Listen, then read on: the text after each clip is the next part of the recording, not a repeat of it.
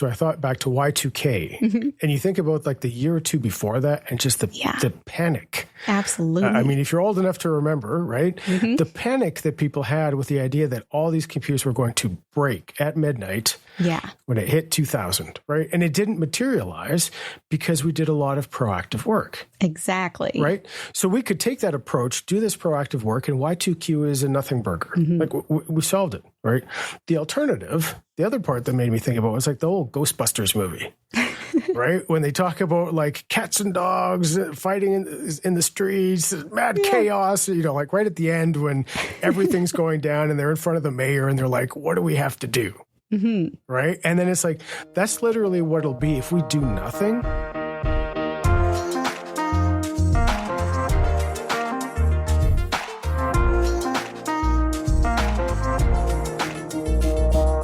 This is Compiler, an original podcast from Red Hat. I'm Vincent Dane, and joining Emily Buck this season to talk about product security.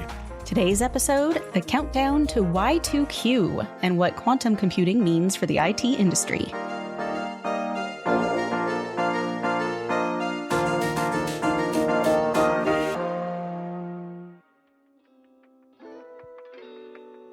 Today, we're tackling a topic that sounds like science fiction, the threat of quantum computing to current encryption, and how companies, governments, and other organizations are preparing for a quantum-safe future.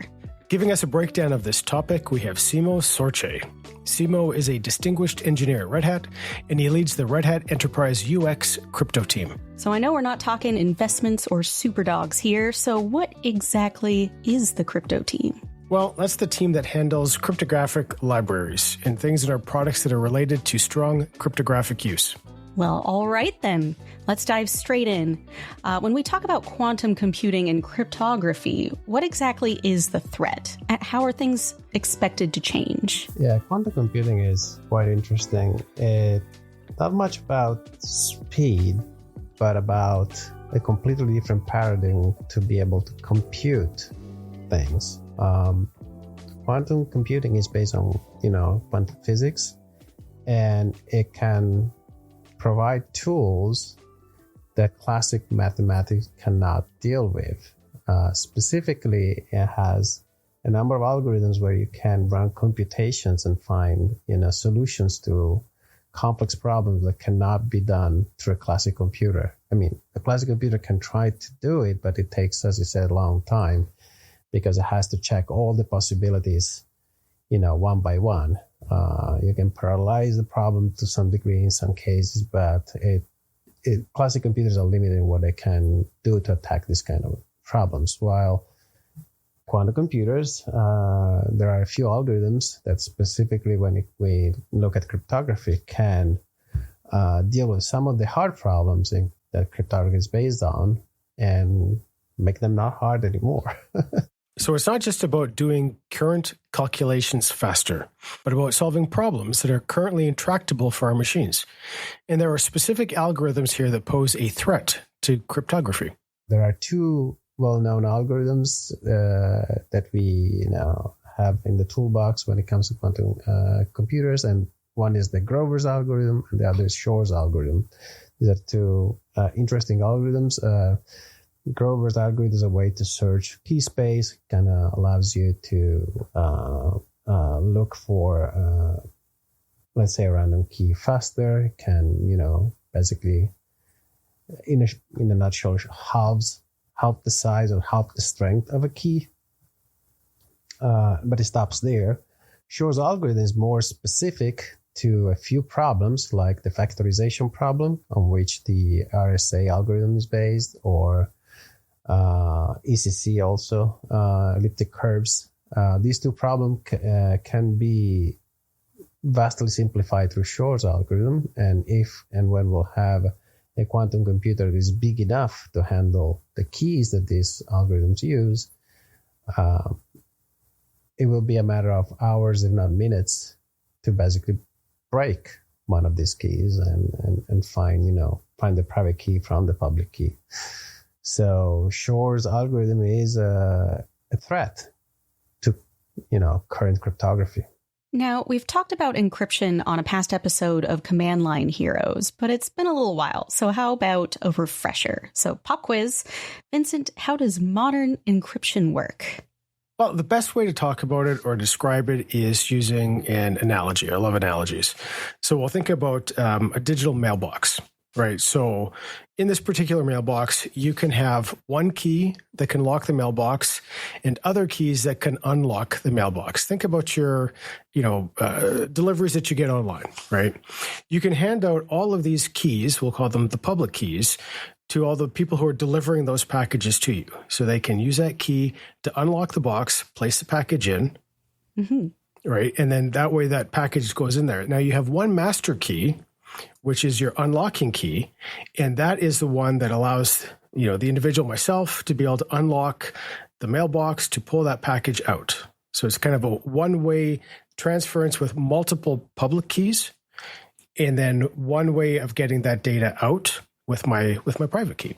Gotcha. So like master key versus kind of like a hotel key card. Like you can give it to anyone, but it's not the one that gives you, behind the scenes access. Ish. Maybe here's another way of looking at it, right? When you're looking at cryptography, the whole idea is to make this data private to only the intended recipient, right? So maybe we'll take a look at it from a paint mixing perspective. Right. So when you're looking at mixing different colors in paint, now my primary colors is probably wrong, but if you're looking at blue and yellow, right, you mix those together, you'll get green. Right. How do you unmix that green paint to get the blue and the yellow again? Yeah. Right. It's a one-way operation. So you have what you could call a master key, a trapdoor, a secret sauce, whatever it is, that basically allows you to take that green paint and pull it back to its composite blue and yellow parts. Gotcha. Effectively, trying to boil this down to the basics. And I'm not a cryptologist, so I can't get into the same details that Simo can, but at its essence, that's effectively what cryptography is.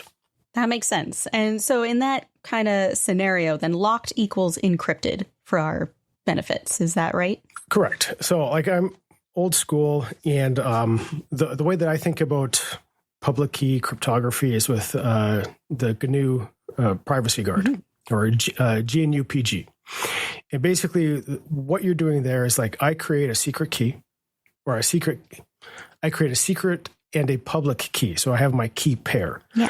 I can publish my public key on the internet so that people know how they can send me encrypted email messages. That public key is public. Anybody can use it. Anyone can take care of it, to send me stuff. The secret key that I have, man, if that thing ever gets compromised, or you protect that thing, I don't want to say with your life, maybe it's not that important, but you protect it, right? It is offline. It's in a bank safe, whatever. That key is private to me. Yeah. As soon as that thing gets compromised, then anyone can decrypt any of the data or emails or whatever that have been sent to me using that public-private key pair. Gotcha. And so Simo said that with quantum computing, breaking keys like that private key could take hours or minutes, not longer than that. That's a big difference between the current timescale we're looking at, where it would take a classical computer to break them. So Shore's algorithm fundamentally changes the game for current asymmetric cryptography. Exactly. We asked Simo about the current state of this technology, and we're going to hear from him again after the break.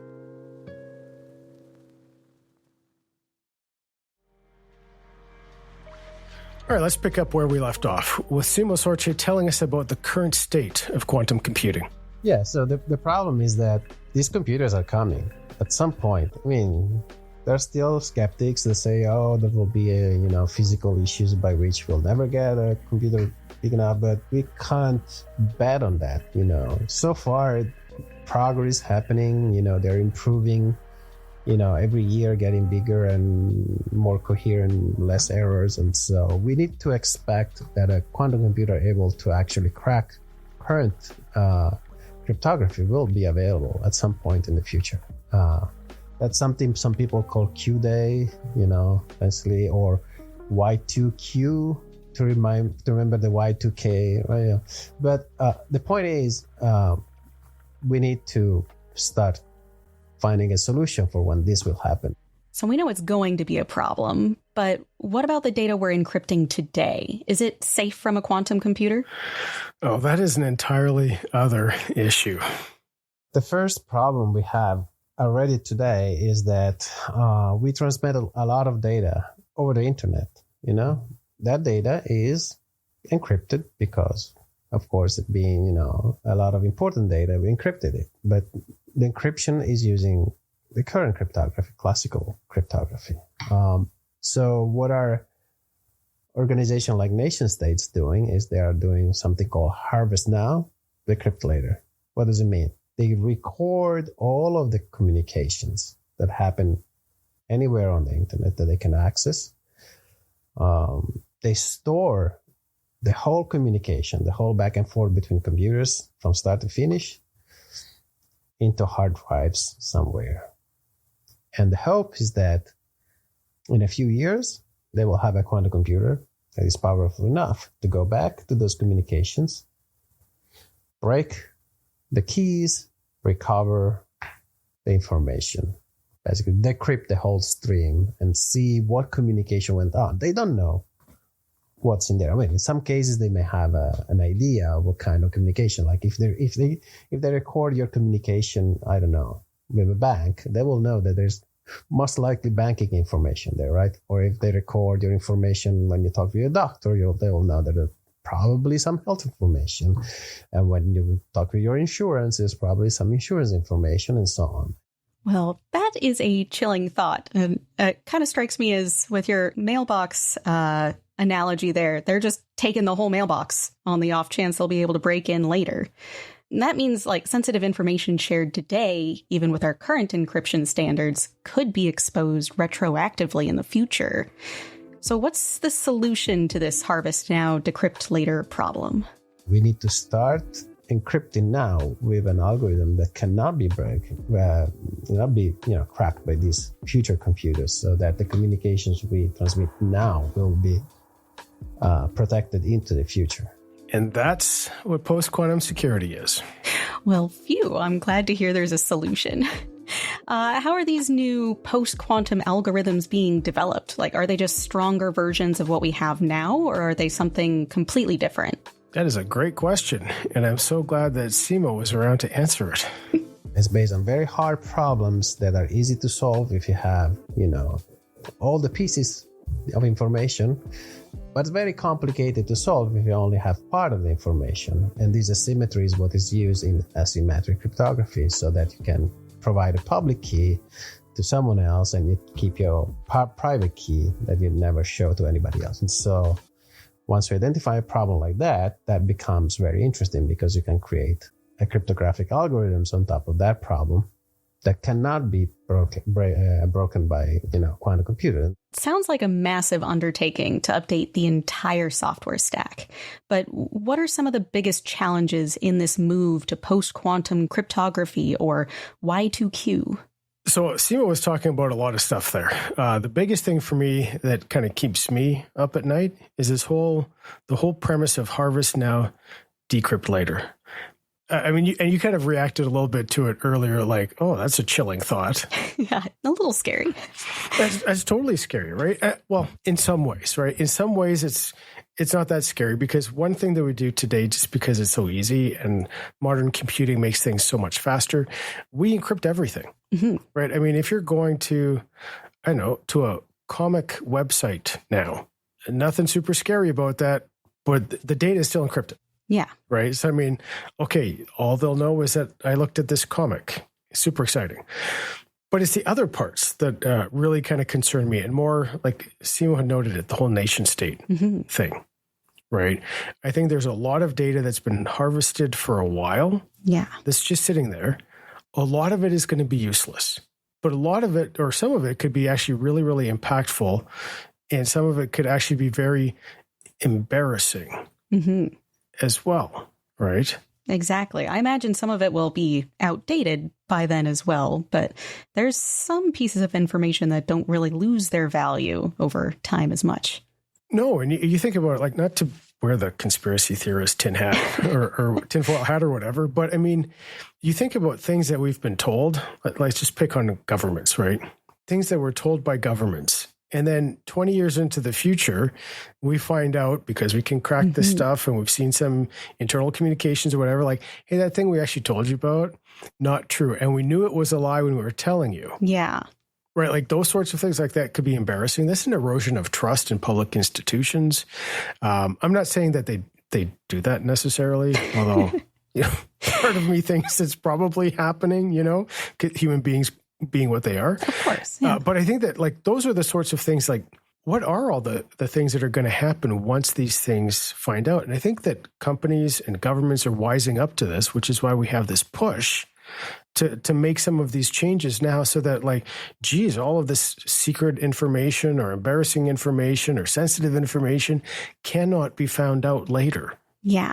Well, I think there's an element of like shifting goalposts there too. Like there might be something that isn't important now, but due to change of, I don't know, society or linguistics or just standards, 20 years from now, it would be. Yeah. I mean, I'm like a big freedom of information person, right? In a lot of ways. So I think that at some point, some of those things coming out public later probably should have been public to begin with. So part of me, the little anarchist in me is like, yes, we should do this. Right. But then I also know that like, I rely on modern banking as well, same as everybody else. Like, I really don't want that stuff to become public. Exactly. Right. Or even not even public, in the hands of malactors who are going to weaponize that information against me. So it's not public, but it could be used against me to specifically target me. Exactly. Like there might be data out there that would compromise other data you have out there as well. Like if they get a chunk of stuff that has a key in it or a password or something, that could simplify other things down the road. You actually kind of, I think, nailed it, right? When you said password. Yeah. I'm a security guy, password nerd, whatever. My wife is terrible for this. I keep trying to change her. But she'll use the same password on multiple websites. And I'm like, listen, if all it takes is one of these sites to get compromised, they have your email address, they have your password, and now they're going to try every other website to see if you use that same password and same email address on all of them. Yeah. It's like one thing goes down, the whole ship goes down. Completely. So like to your point, once they have like small pieces of information that you could put together, and maybe, since we talk about AI a lot, maybe that actually makes that easier and faster as well, right? Coupled with post-quantum. I mean, the future is weird. Like it's going to be interesting and crazy. Yeah. Seeing what comes out of all of this. Well, I was going to say, it's been minutes since we've last talked about AI, so it was due to come up. We had to. So there's an element of like anything that they have, then they decrypt, could also be used to train an AI model. Like it's not just in compromising data. It can be in getting value from unexpected places nefariously. Oh, totally. And I mean, AI is really good at drawing connections. So you start giving it disparate pieces of data, say like, find certain things out for me. Makes things so much easier, right? It's going to find everywhere you just use that password. Exactly. And that's just one example, right? Exactly. So to move us back to some of the stuff that Simo was talking about, what are some of the biggest challenges you see in this move to post-quantum cryptography, or Y2Q? I think Simo's got some interesting ideas. We'll ask him again. One of the problems with security and cryptography is that it's super important, but you don't get money by encrypting your stuff. Like, you lose money. So the incentive is the risk, the perceived risk of not doing it. It's not, oh, if I do this, this is the amount of dollars I'll gain. So it's a little bit harder to provide the right incentives in this area sometimes. So, Vincent, we both know for a lot of companies, priorities are driven primarily by profit. So in this case where Simo's talking about, there's not direct revenue attached to any of this work, what is the incentive for companies to make this transition and other vital changes to their product security if there isn't an immediate financial gain? Well, fundamentally, that's the question around security just in general, right? Like, most people think security is a cost center rather than a revenue driver, right? I mean, in some cases it's true, right?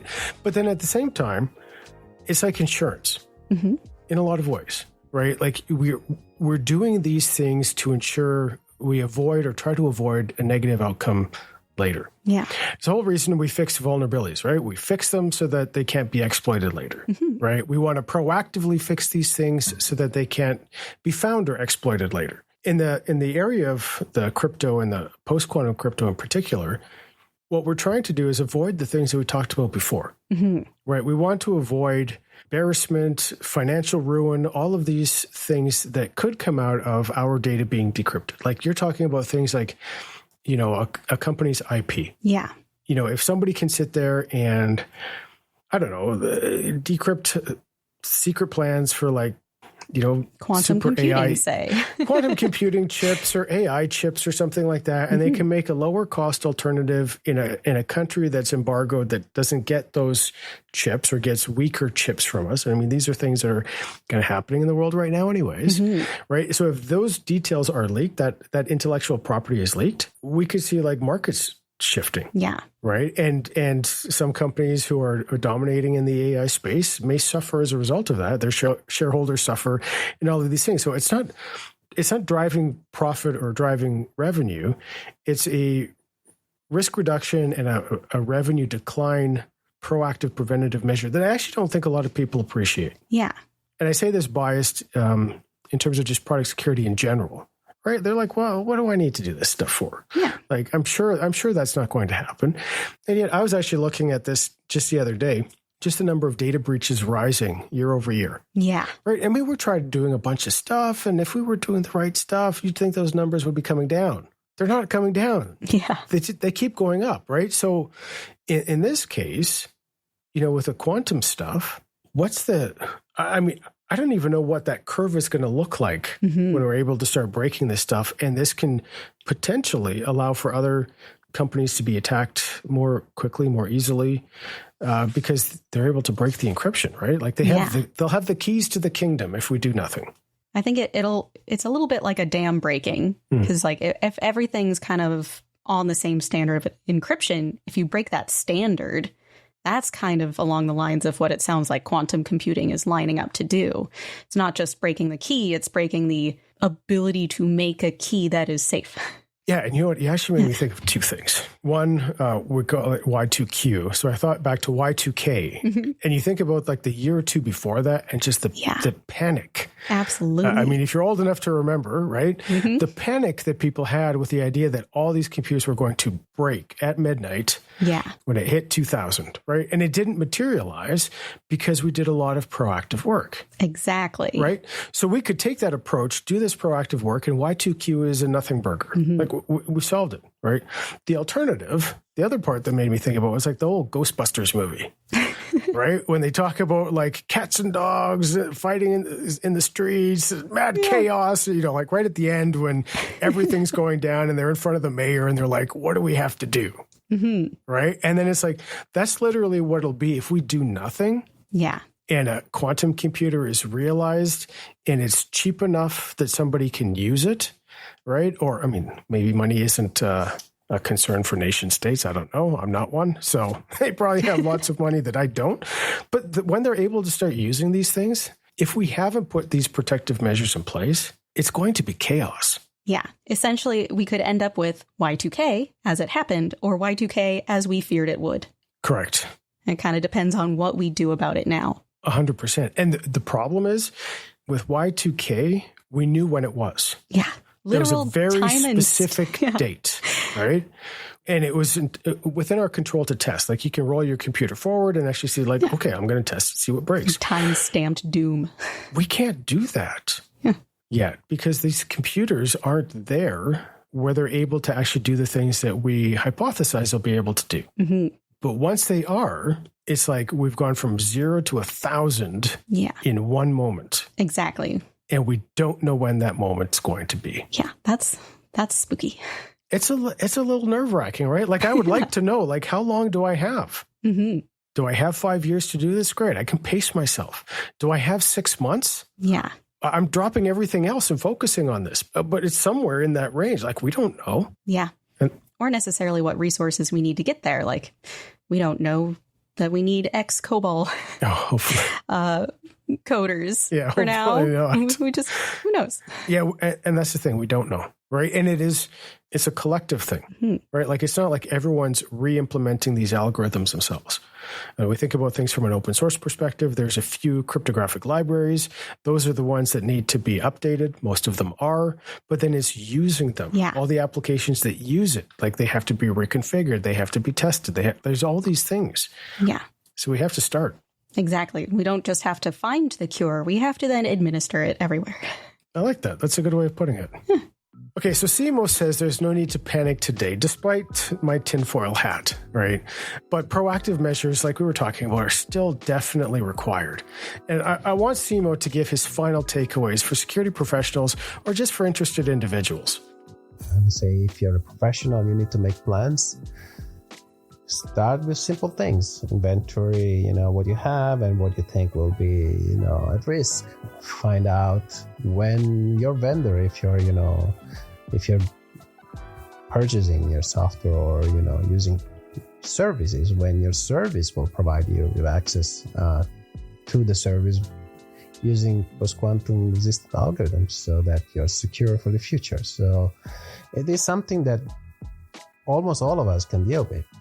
For example, you could check in your browser if you wanted to, what kind of encryption is being used in this connection. I mean, I don't think people will do that, of course, common people, but you can, you can find instruction on the web how to find it out. But it's more like, look out for services that will start advertising. Hey, our connections are secure and are post-quantum safe or quantum resistant. So that's the thing that people can look out and start doing their part to secure themselves. All of this does sound like a pretty huge undertaking, but it's also not just all doom and gloom. It's also a growing field with a lot of opportunities. Yeah, you're right. It is a huge undertaking, but I do think there is a lot of opportunity as well. And I mean, I've said it, Simo said it, like, do you need to panic? No. But like doing nothing isn't an option either. Yeah. A little bit of preparation is key. And he gave really a good action item there. Like watch for things that are advertising for, quantum resistance. That's very feasible. Yeah. But honestly, Emily, how many people do you think are going to do that? Oh, not many. I think about my mom, right? Mm-hmm. I mean, my mom still wants to go to the bank with like withdrawals, like to talk to a person, right? Like not even online banking. Like that was a bit of a hurdle to get her there. Like she doesn't even know. I mean, I hope she knows that there's encryption happening there, but she just doesn't. She just trusts that these things will work. Yeah. I suspect that most people on the planet have literally no idea about this problem. Right. Don't necessarily care about it. And, AI is the big shiny, so everyone's kind of focused there. They're worried about that. They're thinking about the opportunities and the possibilities and everything else. And like, that's great. This is just like the growing fire risk in the corner. 100%. Yeah. Like, don't get me wrong. Like, I love the potential of AI and everything else. But when I sit there, like as a security person, as somebody who uses technology every day, and I believe I use it securely, with good security practices in mind, there's this gap of like, I have no control over this thing. Mm-hmm. Like I am. It's much, much bigger than any one company or one product. It is like, even if you're looking at something, just the interaction of your browser to a website, right? Oh yeah. Now my browser has to understand these new algorithms. It has to be able to use them. The website I'm connecting to has to be able to use them. Mm-hmm. The transport layer in between. So if I'm using something like a content distribution network or a proxy of some sort, like Cloudflare or whomever, like that has to be quantum resistant as well, right? Using those same algorithms. So this whole round trip of what we just think of as I'm typing a URL in my browser, I'm going to it, I'm doing stuff. Yeah. The mechanics around all of that there is challenging. Oh, yeah. Right? And everybody has to work together to do it all. Exactly. I kind of see it as if we were trying to update and rebuild every road in the United States all at once, because someday they'll catch on fire. But, a bunch of different people own different roads. There's different regulations. They have different purposes. And you can't just shut down a highway to update it, no matter what many of them would believe in repaving efforts. You clearly don't live in Canada, because we do shut down roads. It's frustrating. Oh, we do shut down roads too. Oh, it's painful. Some of these like highways and stuff that get shut down for that. I was like, can you guys go faster and can you do it at night, please? Yeah. And you know what? Maybe that's a good way of looking at it. Like there are a lot of vendors, and Red Hat's one of them, where we are doing that sort of stuff. Like it's behind the scenes. It's not interesting. It's like this is the grunt work that we do, so that we can make these technologies and platforms and protocols all safe for people. So that it's like, I don't know, we created and paved a new highway while the old one was being used, and then we just seamlessly shift over to the next one. Yeah. And you don't even know that you're on a different road. Yes, that's the ideal. That's the goal, right? Somehow I don't believe it'll go quite so smoothly, but I do like the dream. Well, I mean, maybe if we start sooner rather than waiting for panic, like, again, Canadian reference, because we have terrible potholes up here because of our winters. But like, stop waiting for the road to be full of potholes and cars to like start falling into them. Yeah. Right? Which is literally what will happen if we do nothing. Exactly. Start working on that highway. We can take some time to do it and do it well. And then we just seamlessly shift people over. And then folks like my mom will literally have no idea. And that would be a hallmark of success. Absolutely. I hear you there. So really, I think a lot of what we're saying is that one way or another, quantum computing is here, and it will only become more widely available.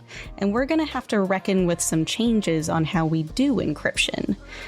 And it's important, of course, to be proactive and not reactive when that happens, getting ahead of those changes. And being reactive about it might mean change is coming too late. Absolutely. So, we've talked a lot about our opinions here, but we want to know what you, the listeners, think about Y2Q as well. Hit us up on social media at Red Hat and use the hashtag #CompilerPodcast to share your thoughts. And I think that will do it for this episode of Compiler. This episode was written by Kim Wong, and thank you to our guest, Simo Sorce. Compiler is produced by the team at Red Hat with technical support from Dialect. And if you liked today's episode, tell us. Oh, and follow and review our show on your platform of choice. And we'll see you later.